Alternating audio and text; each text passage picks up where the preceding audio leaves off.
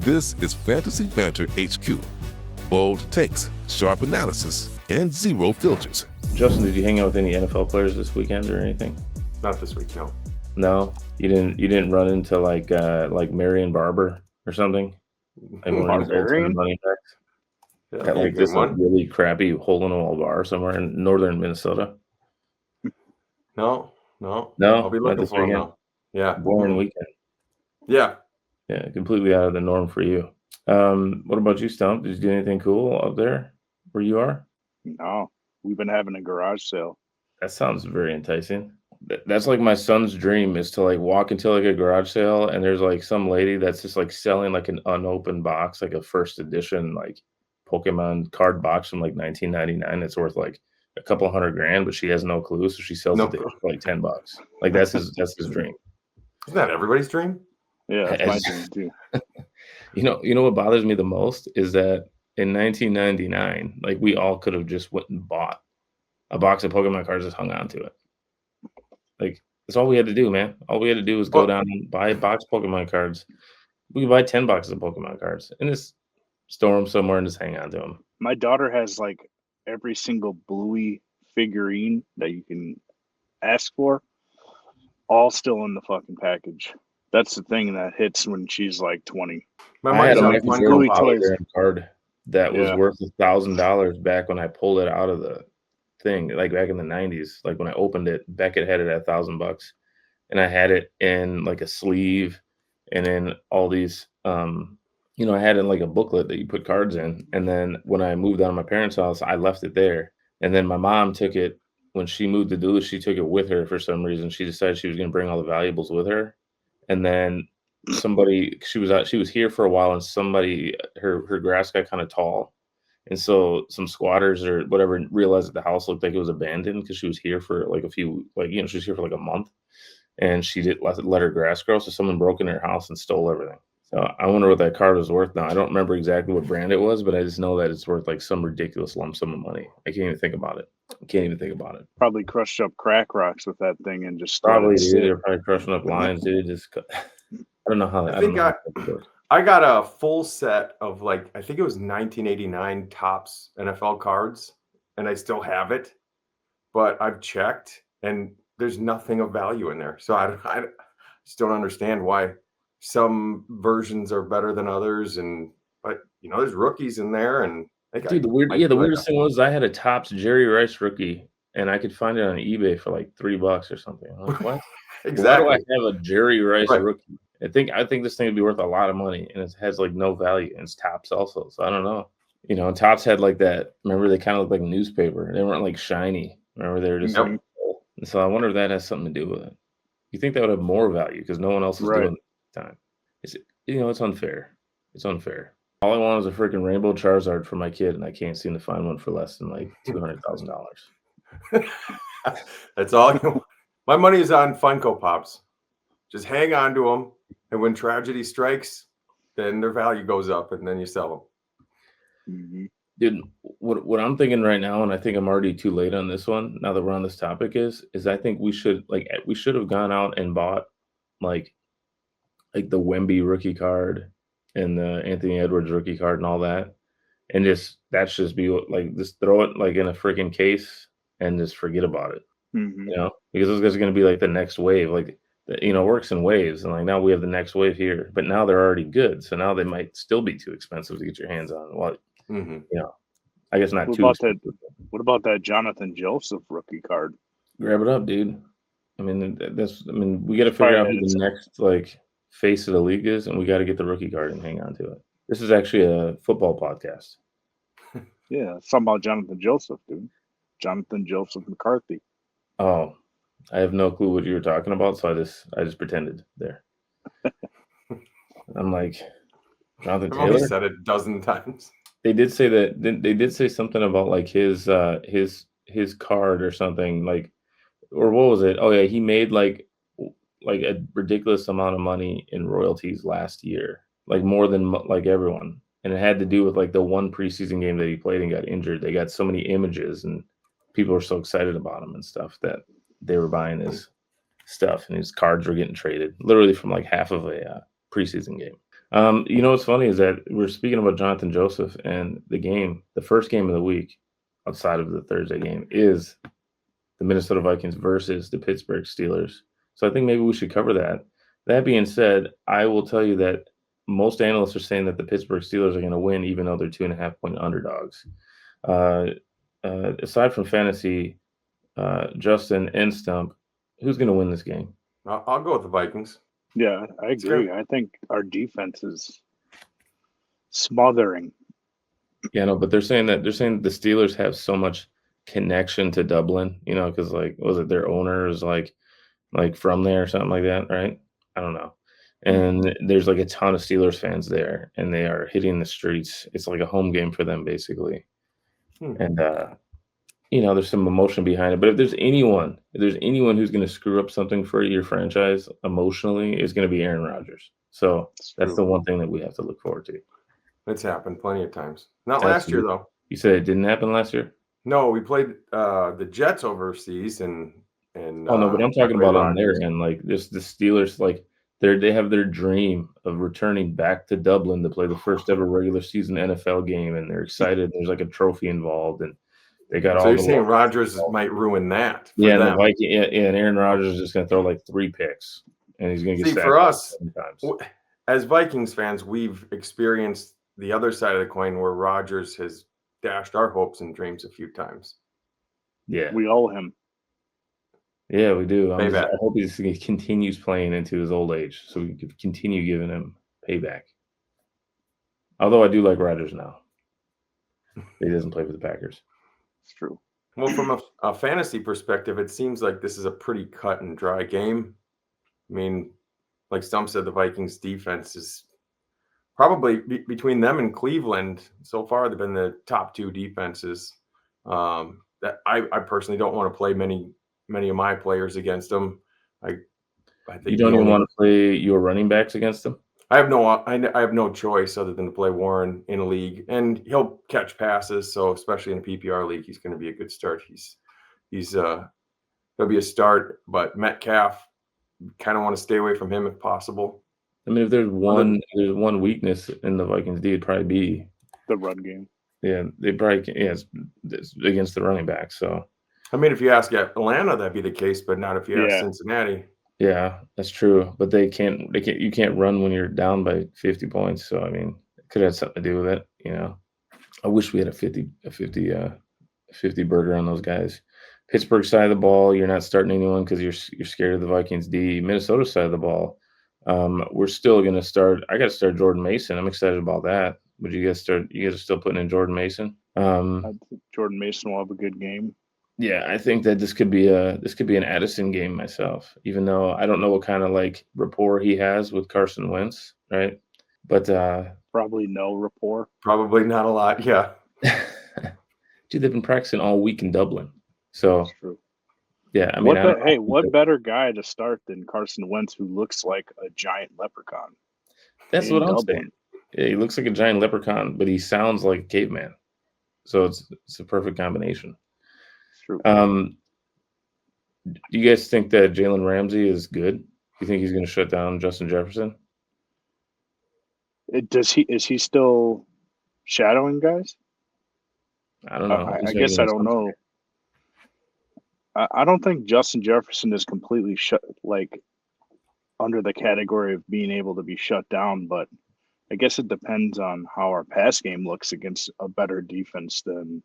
I mean, because that's where I came up with my start Jordan Addison theory is like, all right, there's going to be better coverage on Jefferson. Addison's going to be just cooking on the other side. Pass him the rock.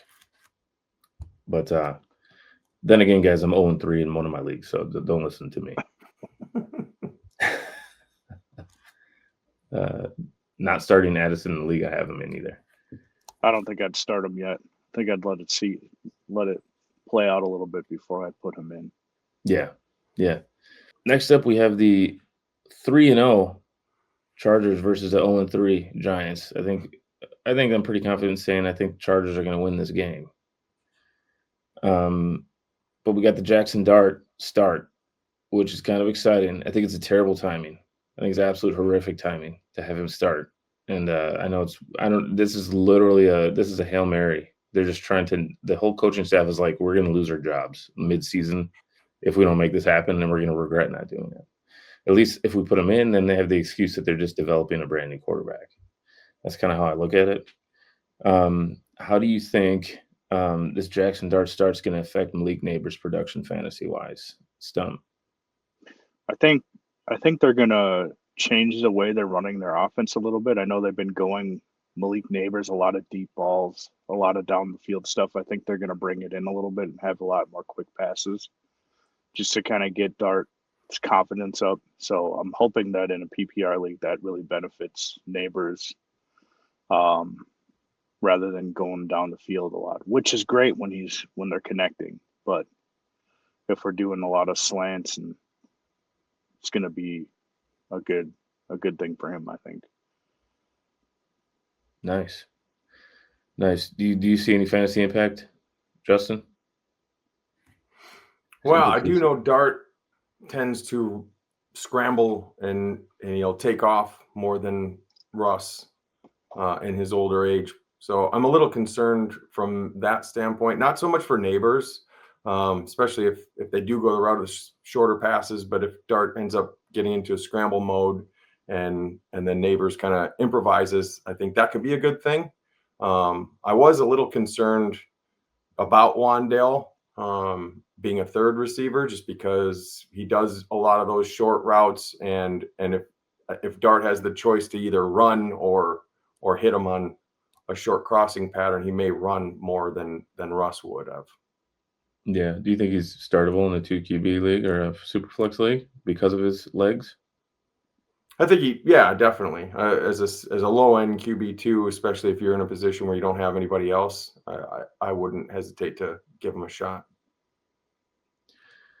Other side of the rock. Did you guys hear the stat about Keenan Allen being like the first player ever to X amount of receptions? That was 1,000 receptions. If he gets like 7 more in the course of the next 10 games or something like that. Yeah. And catch. There must be a little bit more to it because he's not leading the history of the NFL in receptions. So maybe he's just getting to 1,000 receptions in the fastest or something like that. The fastest. Oh, okay. The fastest. In the fastest amount of time. So I would say that Keenan Allen's probably going to do that. I think that he's going to. I think that I want some receptions, and so they're in New York right now, right? Because maybe he wants to do that. Maybe he's going to do that in LA. Maybe he'll wait. He was like, "Only give me 5 today." Hopefully they'll wait. We'll see that happen. Amari and Hampton, excited to start him with no Najee. Do you guys see anything going on that spooks you about that situation? No, not necessarily. The only thing that spooks me is if the Chargers end up getting a big lead and not passing the ball much, which would be good for Hampton, but bad for the entire passing game, which has been a strong point thus far. But it could be a potential disappointment if they get up big early. All right. It'd be really bad for Keenan Allen, who's really trying to break records over here. Battle. It's like the toilet bowl battle here with the Titans in Houston. I think Houston's going to win this game. Who do you guys got? Houston. Yeah, Houston. It's going to be a nice Houston resurgence. Who you guys starting? Tennessee side of the ball. Dustin, who you guys starting? I know that myself, I've taken Tony Pollard out every week, and I've regretted it at times. I don't know why. I don't know why the hate on Tony Pollard's gone so far. As far as in my mind, just don't like starting him. He's too boring for me. But I probably should. He is. I'd agree. He is kind of a boring start. I think I would start him this week, though. Other guys on that, I guess. I think I'd go back to the well with Ridley. He hasn't been doing much. I know he's getting the targets. He just hasn't been coming down with them. I think that I would continue to play him for the time. Isle Manor, I don't think I would personally wouldn't take a shot on him this week. I think maybe if you're desperate, Jig at tight end. but I don't think I would do much more than that. Defense, no. Cam Ward, I don't think I would start unless I was desperate in a 2 QB league. But the Texans have been pretty good on defense as well, so I don't think I would take that chance. And I didn't think I'd ever make this comparison. But Justin, if you're in a super flex, he's starting Ward or Stroud. I'd probably go Stroud. You're gonna have to go Stroud. Because I do like the connection that Io Manor's got so far with Ward. But I'm on the same page as you, Stump. Just Ridley's got the talent. He's getting the targets. I think he'll see some production soon. Plus, sounds like Derek Stingley Jr. isn't going to play, so that's a positive for Ridley as well. Houston's out of the ball. Why do they? So like what Houston likes to do is they like the Vikings used to always go out and get like the oldest possible QB, and it's like they would have like a whole team set up, and they would plug in like a 40-year-old quarterback that was like half retired. And I feel like that's what the Texans do with running back. They're like, whose Achilles have just been like reattached. Like we're gonna go ahead and we're gonna pick him up and put him in, and then we're gonna go ahead and get a backup that's in the exact same physical condition.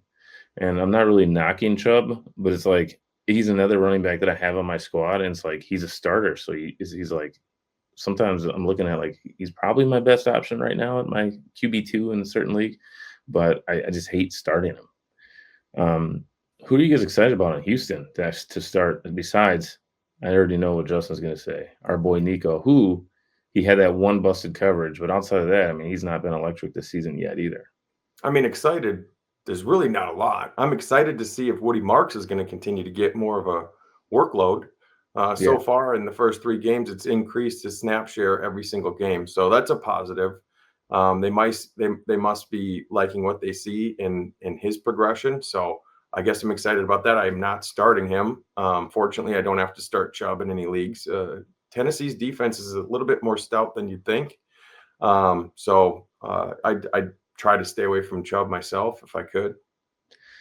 You just reminded me that my 11-year-old has no RB2 right now because he had James Conner, and I think Woody Marks is the best option on the waiver. So he's going to be starting Woody Marks. It's his only option. Could be his breakout. I know. Or I had Jaden Daniels in the league, and of course he got hurt, so I put him on IR, and I picked up I picked up Tyrod Taylor. Plugged in Tyrod Taylor. Tyrod Taylor was very serviceable that week. I was like, okay. But then in our league, players come off of IR, and like ESPN loves to take people off IR, off of out, even if they are hurt still. And you can't get them back on IR if you took them off. Like you're stuck, you can only move them to IR if it says they're out. And if it's like Wednesday, they're never out. Like they have to have like a broken femur in order for it to say it. So I dropped Marcus Mariota and Tyrod Taylor because I'm waiting. I'm like, all right, because I can't get Jaden Daniels down to IR again because I was messing with stuff. And then someone picked up Tyrod Taylor instantly. What's up with that? Like he's the one guy I can just drop him. Like no one's gonna grab him or whatever. Well, that was me. Like 2 days later, he's Tyrod. That was me. And I have Justin Fields, so as the week was going on, that was you that did that. Yeah, because it's just like I have Fields. I'm gonna drop him for a couple days here. I'm gonna see if Jaden Daniels is coming back or whatever. Why wouldn't you grab Mariota? He's the one. He had a better week than I know. Tyrod I don't know. I already had Tyrod. Last week I would have rather had Tyrod because I like Tyrod better. And Mariota shocked me with how well he played. I wasn't expecting. You should grab Mariota. Because what if Daniels doesn't play and then Fields does? Then you're stuck and you have neither starter. So in this instance, I definitely understand why Stump would have went and grabbed Taylor because when you had him in the first place, he's cussing you out, wishing he had him.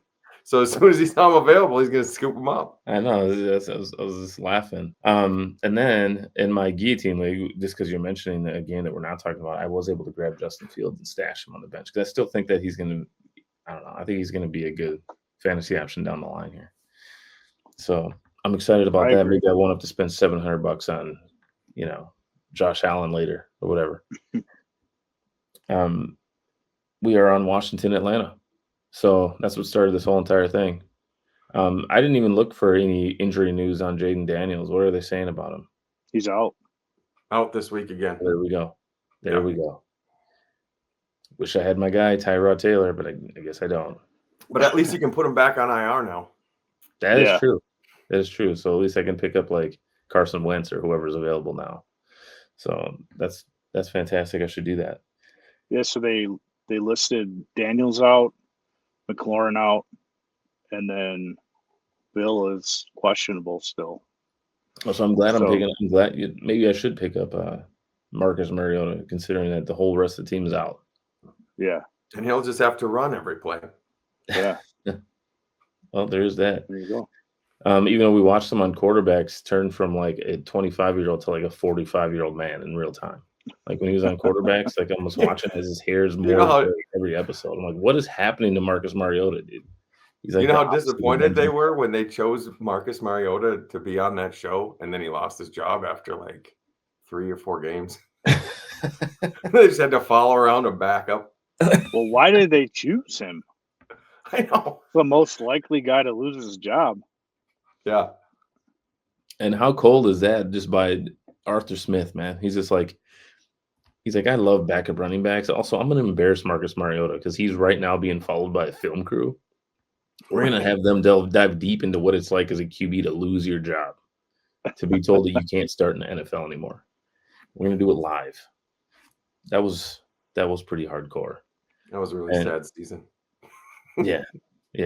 It's like that was the moment that everyone's like loved Kirk Cousins too, and then he also lost his job by the same team the very next season. Like, and they were following him too the next year. Yep. It is. It's something to do with the coaching staff and the film crew. Yeah, they just don't like each other. They're like, we're going to ruin your show. Like, it has nothing to do with how he's playing. It has to do with the fact that they just want to ruin quarterbacks as a show. Atlanta is Penix going to be on next year? Because if so, he's about to lose his job. Yeah, he could. So this is a Marcus Mariota revenge game. 2 QB league. Obviously, some people are going to be starting him. If he's available, I'll be starting him. I don't know if he is anymore. You already mentioned the rest of the team is hurt. On the Atlanta side of the ball, aside from firing their QBs on the show, do you think this is a bounce back week for Atlanta? Yeah, I think you can fire up all your Atlanta players. Obviously, Bijan's an every week starter. London has been an every week starter. He just hasn't been getting what I think most of us had expected. But I think this is a coming out game. Never really been too high on Mooney, but he's been serviceable in the past. I don't know. I guess he'd be a borderline wide receiver 3 for me. I love the new the memes that are out where Bijan Robinson literally says call me Bijan. That's what my parents call me. And then the very next clip is I'm Bijan Robinson, and you know what I'm talking about? Yeah. He's just trying to confuse everyone. Anyone that sticks out to you on the Atlanta side, Justin, before we move on? Well, I'll say first, I'm very perplexed by the whole Atlanta situation with how good they looked the first couple of weeks and then just the total disaster last week. So if they don't turn it around, if this isn't a get right game, I definitely would hit the panic button. Bijan is obviously, even in a bad game, he's gonna put up his numbers. But I'm even nervous for Drake London. He could have had a much better game last week, but I don't know, the connection wasn't there. But he concerns me even. But we'll see what this game presents, and if they don't get it right, then yeah, I'm definitely going to be panicking. Doesn't it kind of feel like typically when you start a second year QB, you want him to build up confidence, you want him to know it's his job, there's nothing he can do to lose his job, this and that. But when you're paying a backup $100 million, doesn't that kind of change it a little bit? We got to pay this dude $100 million anyways.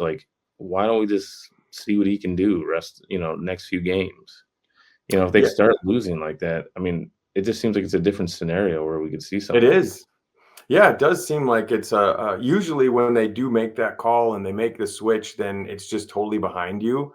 And they get rid of the other guy or whatever, and he's inactive. But yeah, not only is Cousins active, but he has his helmet on the whole entire time on the side, ready to go in. He's ready to go. He's got a film crew behind him. Yeah, he's over on the sidelines, throwing footballs at a net, and you're you haven't played in a year. Why are you doing that? I'm ready, coach. Put me in. And every game at the press conferences, the coach is just going to get bombarded with these questions on if Cousins is going to get another opportunity if Penix plays poorly. Yeah, And then how do you go back to Penix after you sit him for Cousins?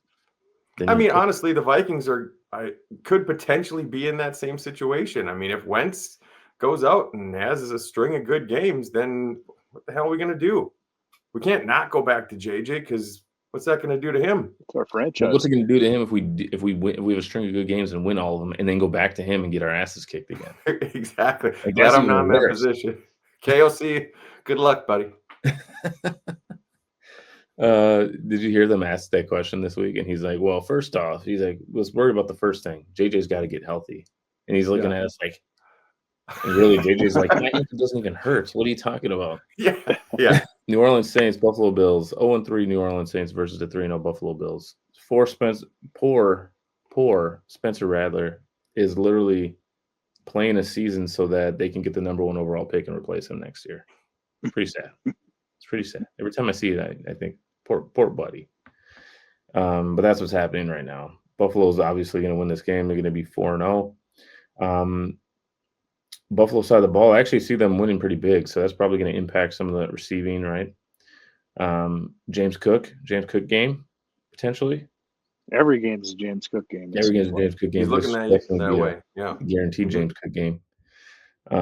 New Orleans side of the ball, I mean, basically what they're doing is like they are like the fantasy mediocrity team. You know what I mean? Like Alvin Kamara, he's probably going to put up somewhere between like 80 and 100 yards with 0 touchdowns. The receivers, I mean, again, it's just like fantasy mediocrity. Nothing really excites me about this, but is there something here that I'm overlooking when it comes to the New Orleans side of the ball, Justin? Anything that you guys could find some excitement about?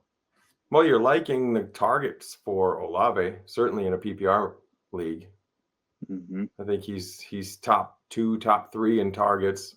Even if he puts up 50 yards receiving, he's getting 8 to 10 catches a game. So that's a positive. And Kamara's still getting his catches. It feels like Kamara's actually PPR league receptions have been down from prior seasons. I think he had only 2 receptions, and he's, in prior years, they've really peppered him, and it seems like they're not going to the running back as much as they used to, which is really hurting his PPR fantasy value.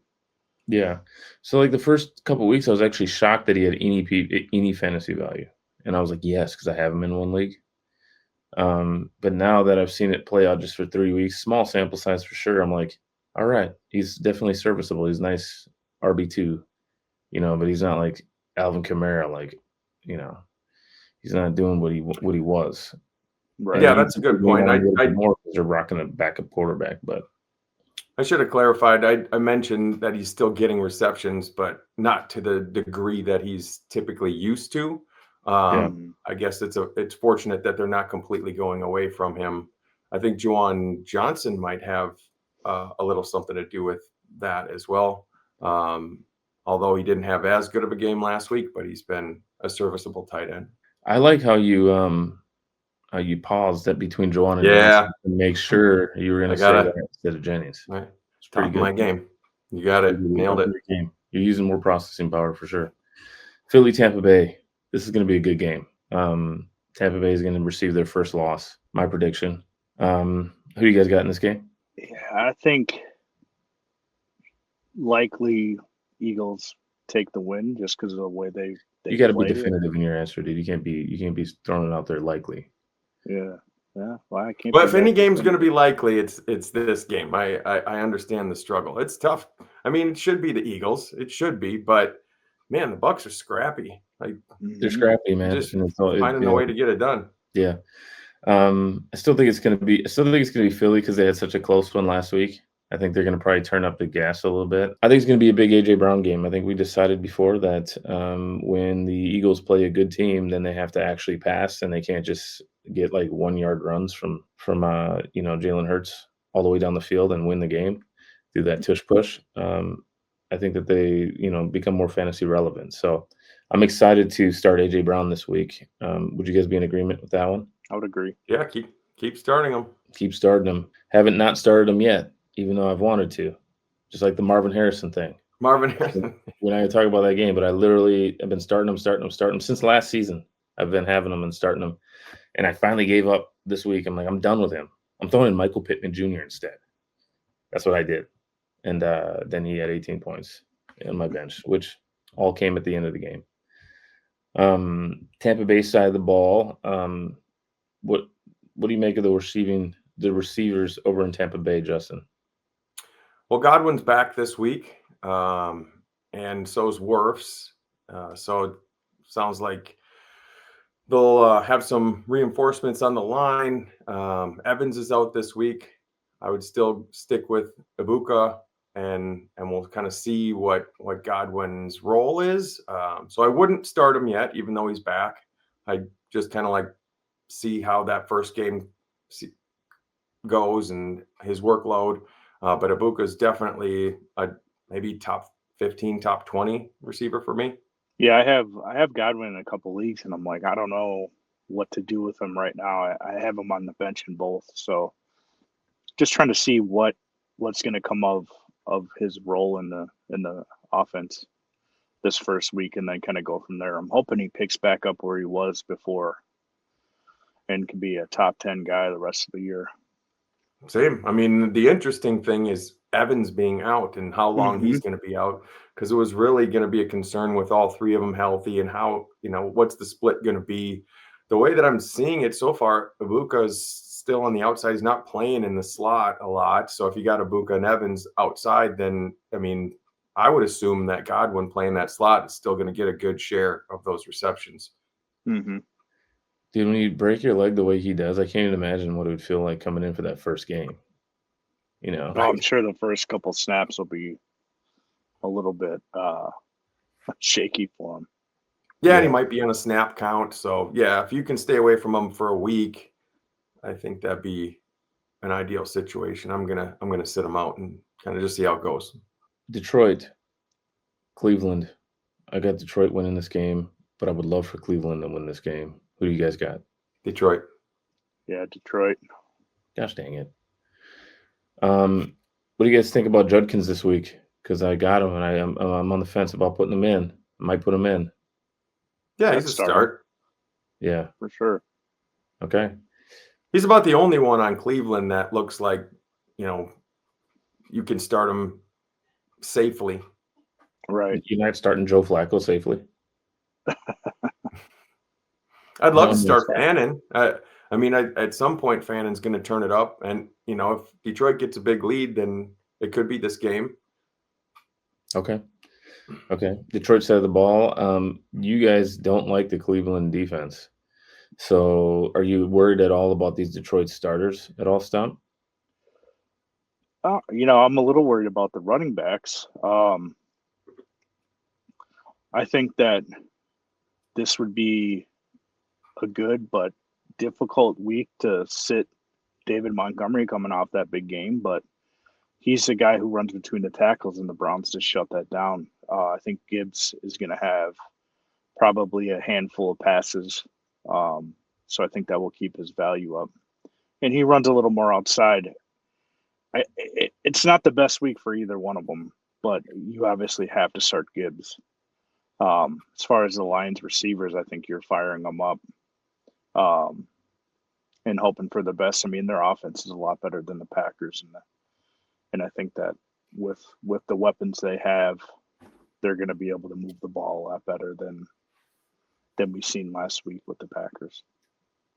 So how far are you sliding Montgomery down? Who are you starting ahead of him? Are you starting Pacheco ahead of him? No, definitely not. Just really trying to see how far down you're sliding him. I would say that he is probably an RB3 this week. Like a flex. Yeah. Just the sheer chance they get to the goal line, maybe he catches a couple passes. I think it's going to be a down week for him for sure. Anything to add to that one, Justin? Jameson's not been living up to expectations thus far into the season, so temper your expectations there for him. Plus, he kind of runs a lot of contract. Do you think that was due to a contract extension? He's like, I did it. I'm done. It could, yeah. His motivation might not be there. Yeah, I don't know. Against Cleveland, they've got that front that is going to get to Goff and pressure him. So Jameson Williams tends to run deeper routes, and I don't know if they're going to have enough time to execute those. So I'd go another option if possible. But Amon-Ra is definitely, I mean, so far he's been a top 5 receiver, and continue to start him with confidence. Got him in the guillotine. I'm pretty happy about that. Nice. Carolina, New England. I got Carolina this game. I think they're going to keep it rolling. They're going to keep steam rolling from last week. They got some confidence. What do you guys got? I'm going to say New England. I just think that they both are not that great. So it's going to come down to defenses. You think that these teams aren't that good? Yeah, I do. I love how whenever I switch over to a new game, I'm always like, all right, this is who the teams are, and I think this is gonna win. I think this team's gonna win. And then I'm like, what about you, Stump? And then he's always like, 30 seconds of him breathing, and he's like looking off the camera, and he's like, I think you really just can't make a quick decision, can you? No. Justin, who's winning this game? New England. Okay. How's that? I'm the only big because Carolina it's guy. in New England. I see Carolina. I see that they're gaining momentum, but they kind of seem like one of those Jekyll and Hyde teams. And we have them every year where they'll beat teams that they shouldn't and lose to teams that they should.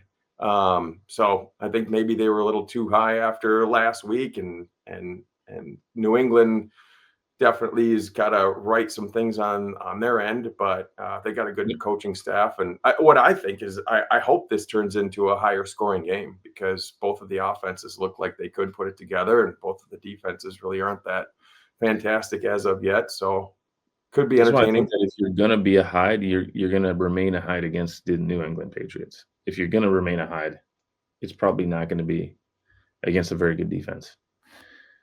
Is the way I see it. So I hope I have some crow for you guys to eat on Monday's show. That'd be fantastic.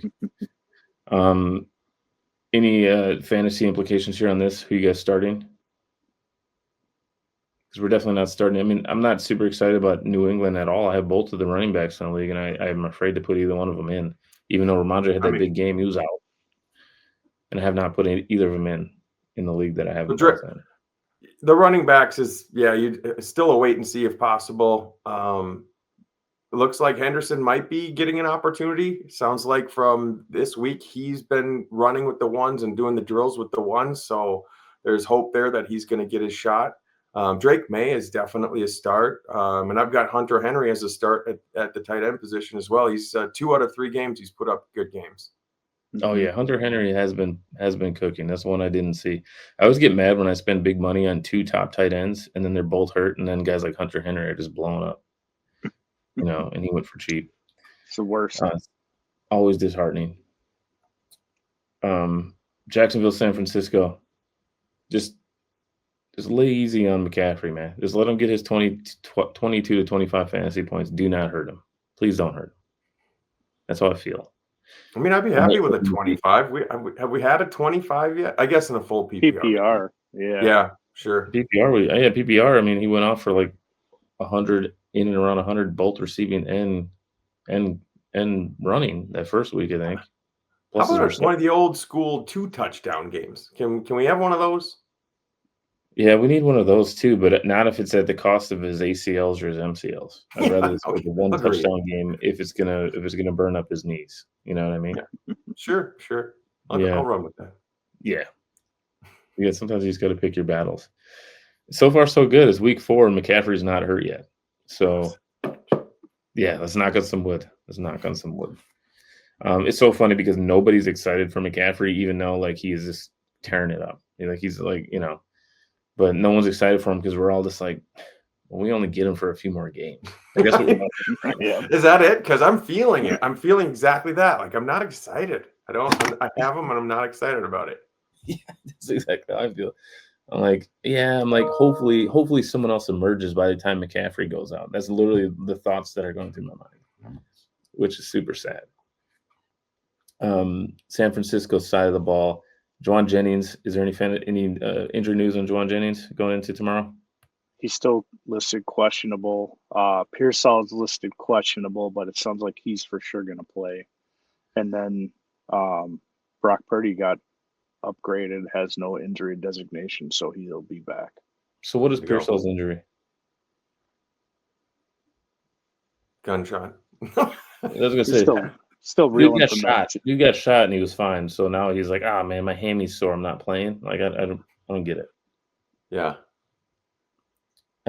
Jacksonville, they're 2-1 guys. I'm kind of shocked about that. Just because historically they seem to be a little overrated. But we didn't say who do we think got this game. I think that San Francisco is going to win this game. So I think Jacksonville's going to be 2-2 coming out of this game. I agree. From a pure fantasy standpoint, ETN. You guys worried about ETN at all? Yeah, a little bit. Both this game and long term. I mean, I just got that bad feeling about Tootin and just the grumblings you hear about him taking that job over. He got the first goal line carries last week and scored that short yardage touchdown. So that was a little disheartening. And then late in the game, ETN scored, but it did kind of appear that the defense just kind of let him walk in. So it seems like every week he's losing a little bit of his share of the carry. So there's some concern there. Yeah, I know. And I have ETN in multiple leagues, and it's like, it might be time to sell before it's too late. So who do you think you get for Tootin? What's the wide receiver range you think you might be able to get straight up for Tootin? Or not Tootin, ETN?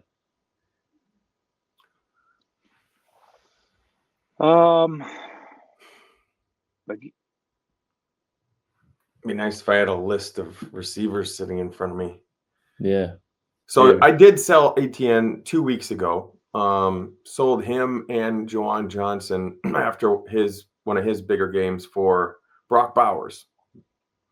So he has yet to pan out, but that was the return I got after a second big game. I'm sure it's dwindled a little bit since then, just because of all of the talk about Tootin taking that role.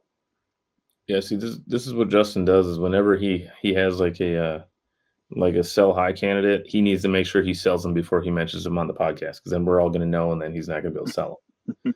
So I did hesitate not saying anything because we're in the motor line league, and I was going to try to sell them to you there.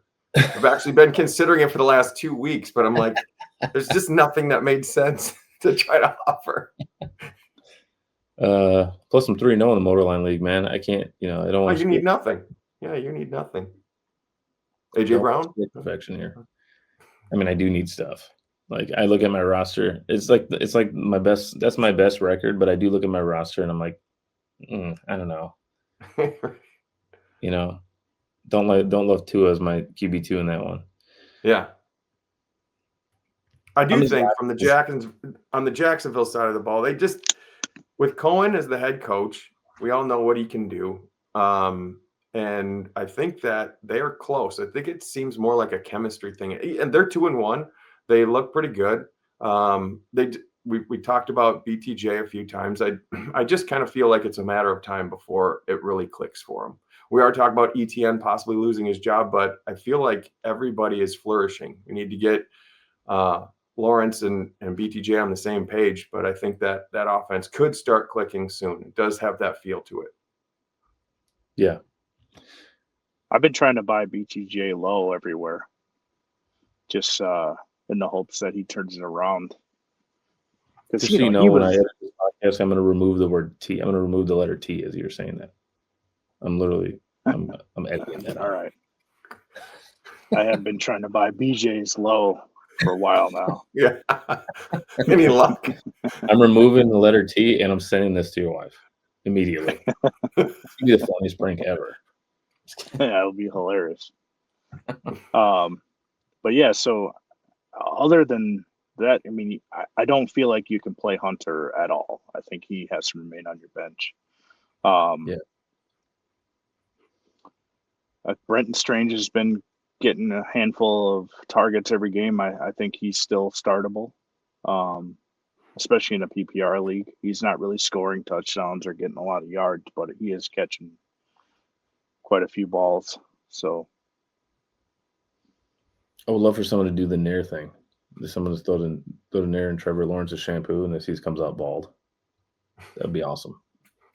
You're really pushing for that one, Or aren't you? cornrows. Or if he cornrowed his shit up, came out. Yeah, That wouldn't be bad. that'd be fantastic too, man. He'd look like a WNBA player. He'd be like, "What's going on?"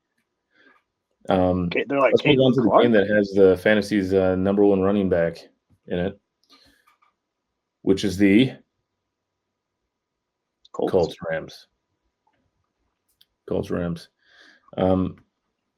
Who'd have thought Jonathan Taylor right now through 3 games is going to be the number one fantasy running back? Not me. Really? Yeah, I feel like you guys predicted it over most people. I'm not surprised, really. It just was one of those things where they lost linemen. They have a couple of scrambling QBs at the beginning of the season. I just was like, I don't really want him. It's Danny Dimes effect right there. I regret not getting more of him. Yeah, it's the Danny Dimes effect. I think this could be potentially a high-scoring game. Do you guys think? I would like to see some fantasy out of this game. I'm really, really hoping for Michael Pittman Jr. to outscore Marvin Harrison Jr. I'll tell you that. Would love for that to happen based on my decision. Better. Yeah. Do you think this is the Colts' first loss? Yes. Yeah, I think so too. I think so too. I think the Rams got him. The Rams seem like they're the type of team that can just be like, they could go into the playoffs like 9-7 or whatever, and still they could be like 9-8 going into the playoffs and just run the whole thing and win the Super Bowl. They just play when they want to, and they do as good as the next guy.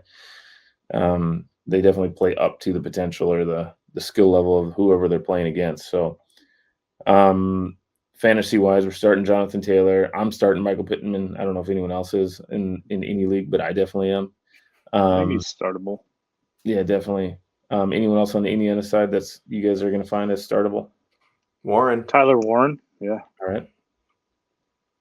Didn't get a share of him in any league. Wish I did. Rams side of the ball. You starting both receivers?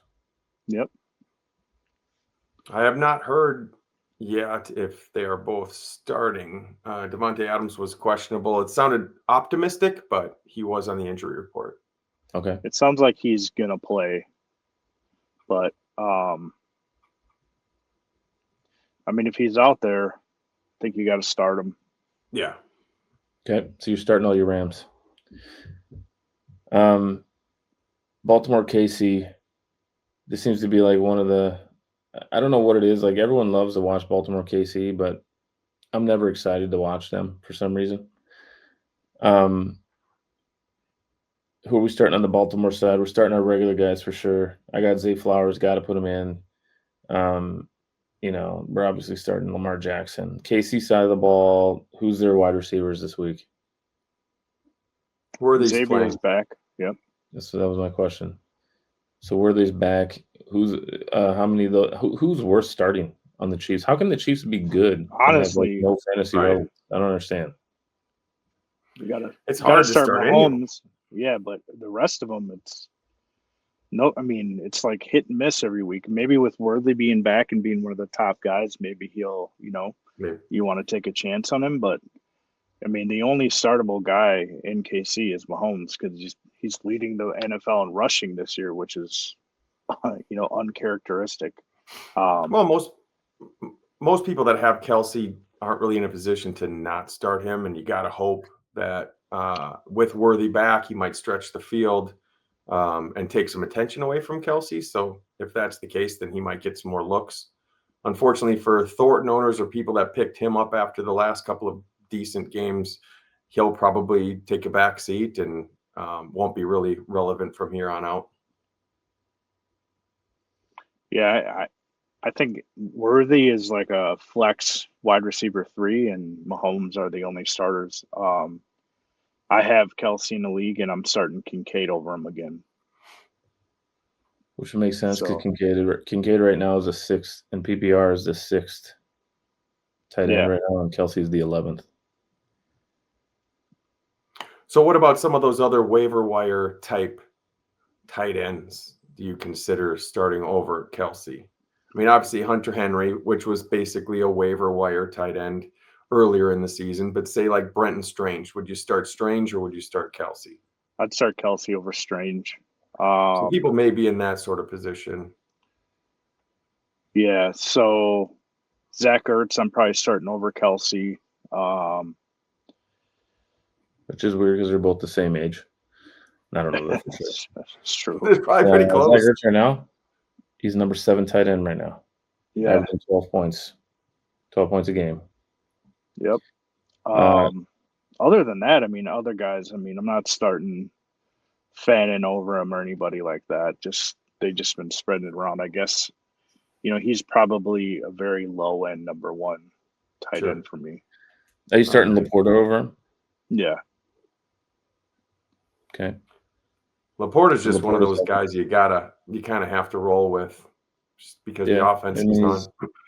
He's top 15 right now. He's the 15th best tight end. For a guy that was drafted as the number 1 tight end overall last season, he's fallen a little bit. Mm-hmm. Chicago, Las Vegas. Fire up your Bears.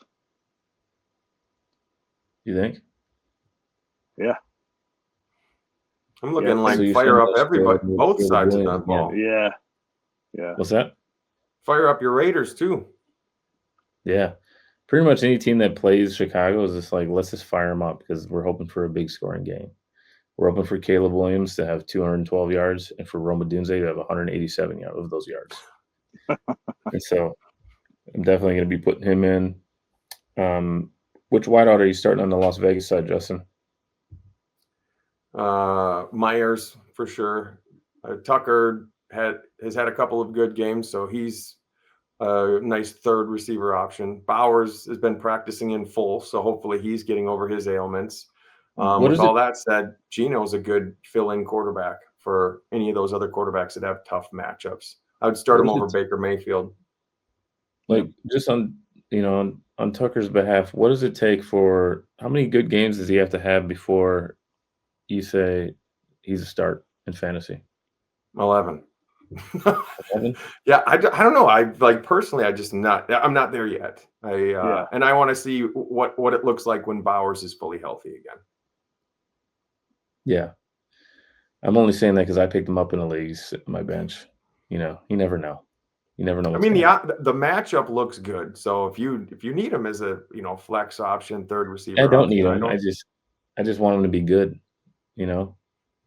Everyone wants their fantasy studs to be good. And I don't know if he's a fantasy stud. I want him to be. But I know you have Bowers as well. So if you want Trey Tucker to be good, then Bowers is not going to be. So it's not. There's not enough to go around for all of them to be good. I thought you were going to say if you want Trey Tucker to be good, you have to trade me Brock Bowers. That's what I thought you were going to say.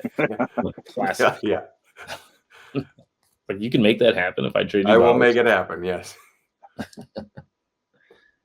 I'm trying to think of Ashton Genty, man.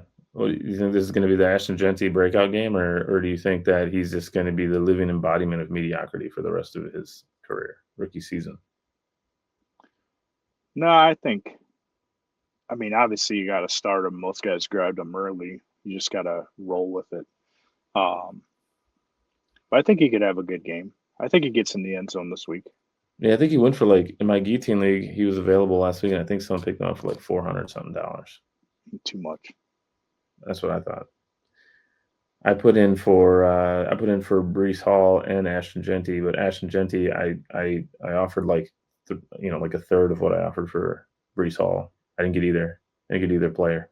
Breece Hall, I think I was up to close to $300, and it didn't work.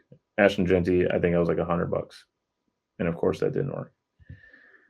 So, Genty, I saw some ridiculous stat this week. I wish I remembered the actual numbers, so I'm going to throw out some potential fictitious numbers, but this was the gist of the stat. He has 164 yards rushing and 166 of them after first contact. So he has more yards after first contact than he has total yards, which basically means every time he touches the ball, he's getting hit behind the line of scrimmage. Mm-hmm. Yeah. It's 144 and 146. Okay. Yeah, I read that too. I think I brought it up on the last pod. But yeah, it's like he's just they're just doing nothing to help him right now. So it's like the O-line needs to help him out a little bit for him to start really taking off. But obviously he's doing some work, getting his yardage as much as he can, getting hit in the backfield every time.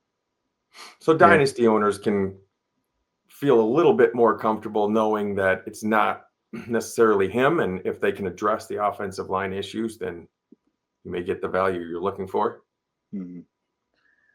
You're gonna probably go after him in the Empire League, though, aren't you? Your tune's gonna change, and you're gonna try to get him in the Empire League. I mean, I can't now. It's out there. It's on the podcast.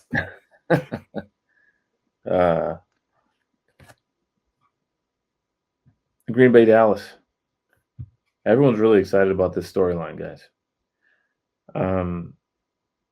We didn't mention who we think is going to win the last game, so I mean, I should probably throw out there that I'm hoping that I think the Raiders are going to win. I'm going to say Raiders. Who you guys got? Raiders. Let's wait 35 more seconds and then let's let Dustin guess his. Moving on to Green Bay, Dallas. I think Dallas is going to win.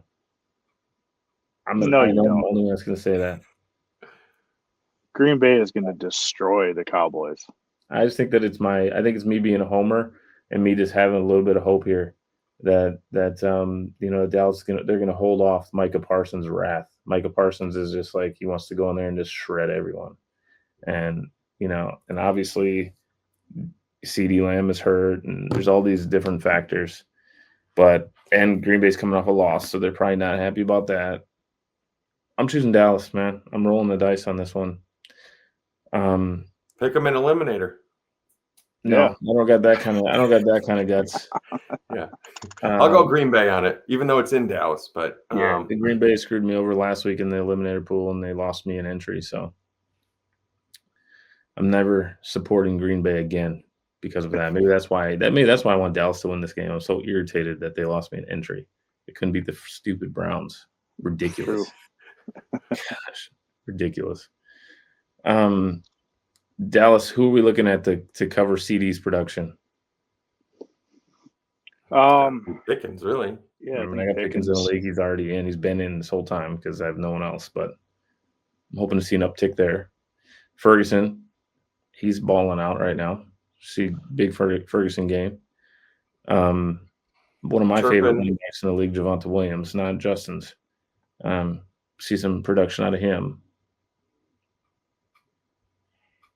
I feel like Stump is looking. He's looking deep into his the depth chart. Yeah, Dallas depth chart. Yeah.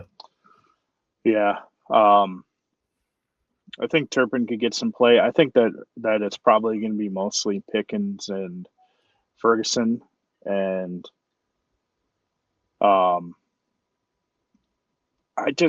their defense is so good, man. I just think that with the way the O-line is banged up in Dallas, that they're just going to get to Dak a lot. So what I'm hoping happens is I'm hoping that Dak throws it to Pickens a few times, and then something clicks in his head. And he's like, "Oh my gosh, Pickens is actually good at football. I have 2 receivers on this team. I don't only have one guy." Like, I think it'd be funny if every time Dak throws the ball away, he throws it and CeeDee Lamb's on the sideline. He throws it right to CeeDee still, just to get rid of the rock. I can see that happening too because he literally can't pass the ball to anyone else physically. He can only see CeeDee Lamb. Well, we know that last week the script was supposed to be a high-scoring game back and forth between Chicago and Dallas because of how every team against both of those teams earlier in the season had fantastic offensive performances. But as soon as CeeDee got hurt, their whole game plan fell apart. They really didn't know, what to do. So hopefully this week, now knowing CeeDee is going to be out, the hope here is they come up with some sort of a game plan to utilize the talent that they have and understand that moving forward. I think the Packers are going to win the game, but I don't think that it's going to be a completely terrible game for all Dallas Cowboys. Even if they get up big, Dallas is in comeback mode, which they've been a few times this year, and that's when they start to accumulate their points. I just think Dallas, like you said after week 1, Dallas is a better team than we think. And I know they don't have CeeDee Lamb, but we're kind of exposing the fact that every team knew what they were going to do. And so now they're being forced to basically change their offensive game plan. They need to. They're way too predictable. It's becoming even more so with them throwing 13 passes to Ferguson every week. Yeah.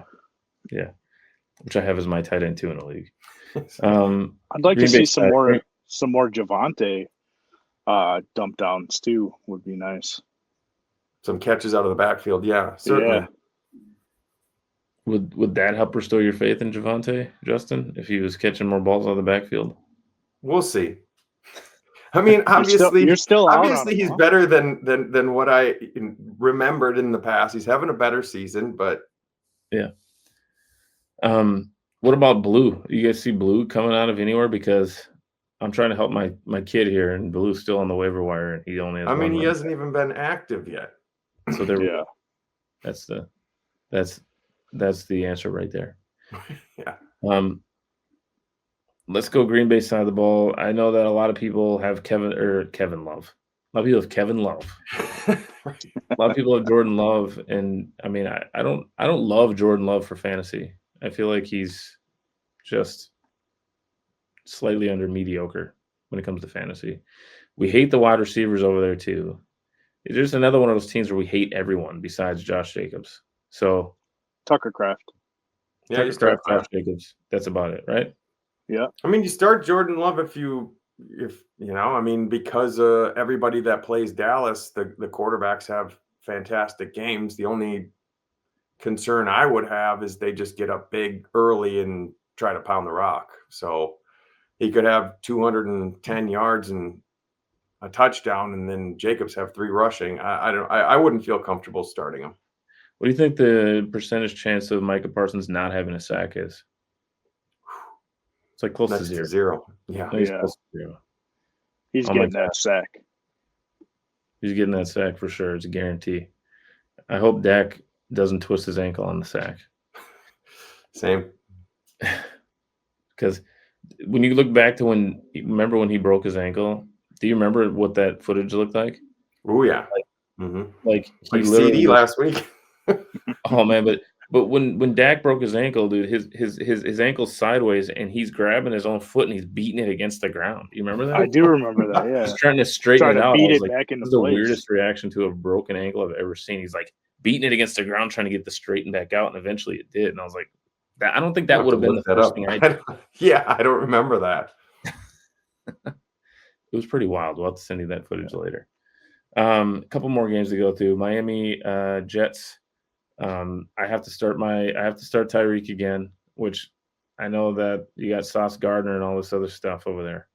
Are you guys starting Tyreek Hill? I am. Gotta start Tyreek Hill. Achane, one of the top wide, or he's like the 3rd best running back in fantasy or something like that, behind Jonathan Taylor and McCaffrey. So you're starting Achane. You really don't have a way around that. Waddle. Justin, I know you hated Waddle before. Are you starting Waddle? Has he proven anything? No, I mean third receiver flex situation. I have him in a league that I'm starting him. So has he been doing the Waddle dance when he catches? I haven't watched any of those. He did. He did his touchdown last week. Yep. Yeah, that's good. That's good. I'm happy to see the Waddle dance back. Justin Fields, is he playing this week? It's leaning that way, but there hasn't been an official. Anything official saying yes. Are you guys changing your mind about any of the Jets players if he does or doesn't play one way or the other? Is it change anything for you? No? I'm not. Okay. And you guys are starting Breece Hall. Okay, you guys are starting all the typical guys. Yep. Let's just move on from the game then. Let's not waste any more time. Last game of the week, Cincinnati-Denver. Cincinnati is rough. We forgot to do our picks. I think Miami wins the game. I think Miami gets their first win. I got to quit going back to the previous game, but what do you guys think? Yeah, I'll go Miami. Miami. Okay. Moving on to this one, I got Denver versus Cincinnati. I think Denver's going to win this game. Denver.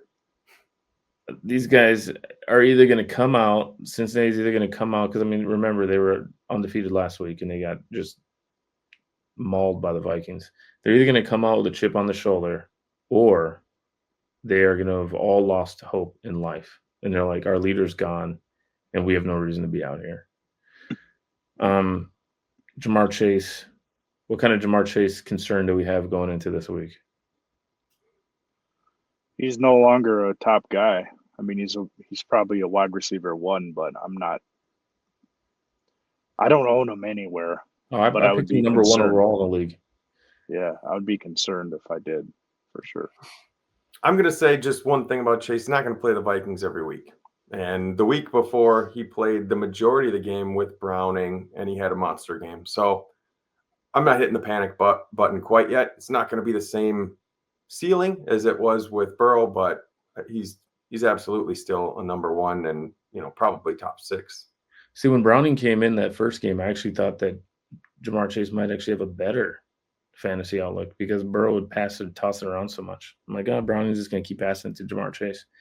But then they played the Vikings and he completely destroyed. I think he's going to have a bad week.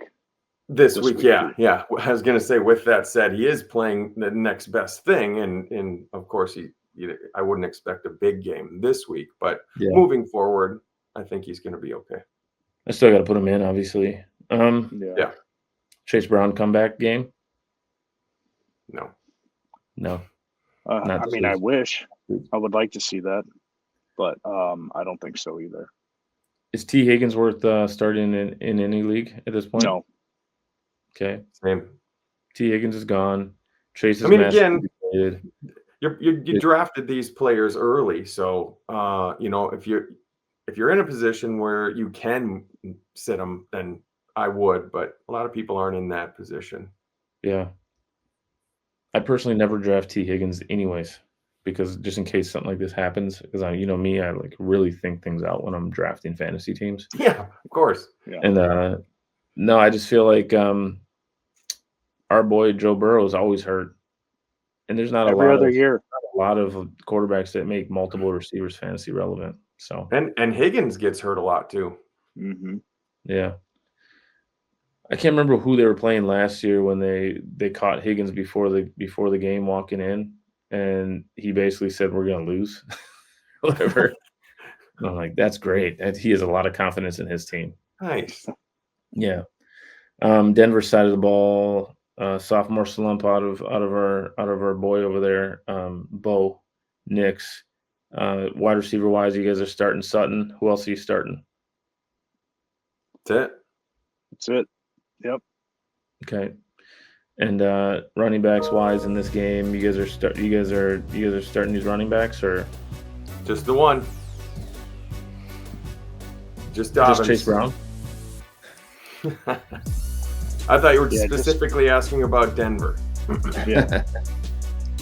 Yeah, just Dobbins, right. I think, for now. All right. I guess that wraps up the week then. I mean, we went a little bit over. It wasn't too bad. Dustin, don't you have a BTJ to buy or something like that? A BJ. If they go buy a BJ for low, buy it low.